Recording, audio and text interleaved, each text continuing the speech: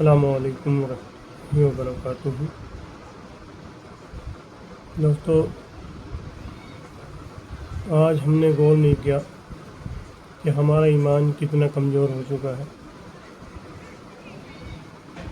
کہ جنت میں جانے کے لیے صرف ایمان کا ہونا شرط ہے اور جہنم سے بچنے کے لیے بھی ایمان کا ہونا شرط ہے۔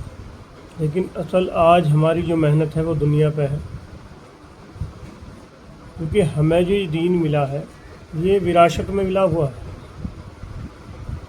تو اس کی اہمیت اور اس کی قدر جو ہے، اس کی وقعت ہے جو ہے وہ ہمارے دلوں سے نکل چکی ہے۔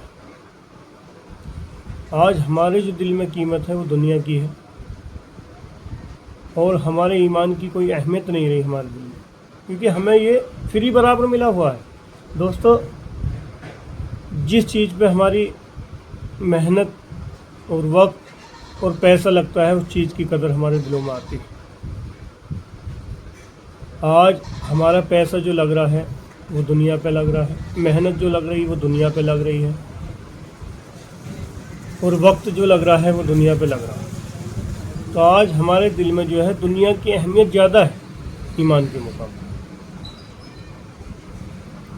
کہ آج ہمارے کانوں میں اذان کی آواز آتی رہتی ہے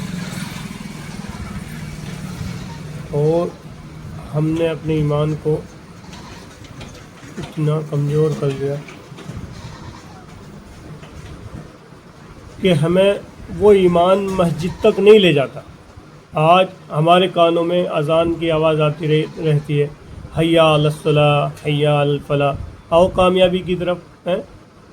لیکن آج ہم نے جو کامیابی جانی ہے وہ صرف آخرت کی جانی ہے، کہ اس سے جو کامیابی ہے وہ آخرت کی ہے، جبکہ اللہ تبارک و تعالیٰ نے 5 وقت کی نماز پڑھے پر دنیا میں بھی کامیابی کا وعدہ کرا ہے، کہ دنیا کی کامیابی دینے کا بھی وعدہ کرا اللہ تبارک و تعالیٰ۔ لیکن آج ہم جو سمجھتے ہیں کہ حیا علی الصلاح، حیا علی الفلاح، یہ صرف دنیا کی کامیابی نہیں ہے، یہ تو آخرت کی کامیابی ہے، دنیا کی کامیابی سے اس پہ کوئی لینا دینا نہیں۔ لیکن ہماری جو سوچ ہے یہ غلط ہے۔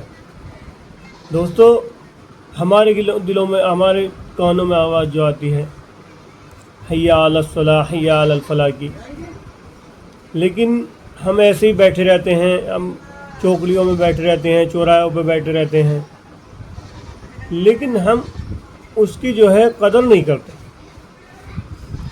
اذان ہو رہی، ظہر کی ہوگی، عصر کی ہوگی، مغرب کی ہوگی، لیکن ہم بیٹھے تو بیٹھے ہیں، بس ہمیں کوئی فکر ہی نہیں کہ آج ہم نے اس ایمان کو اپنے اتنا کمزور کر لیا کہ وہ ایمان ہم نے اس ایمان پہ اتنا یقین کر رکھا ہے کہ ہمیں جنت میں لے کے جائے گا۔ لیکن جب ہم نے اتنا ایمان اپنا کمزور کر لیا کہ وہ ہمیں مسجد تک نہیں لے جا رہا، وہ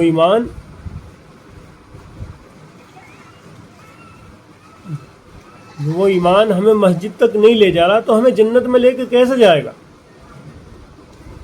آج ہمیں غور کرنی چاہیے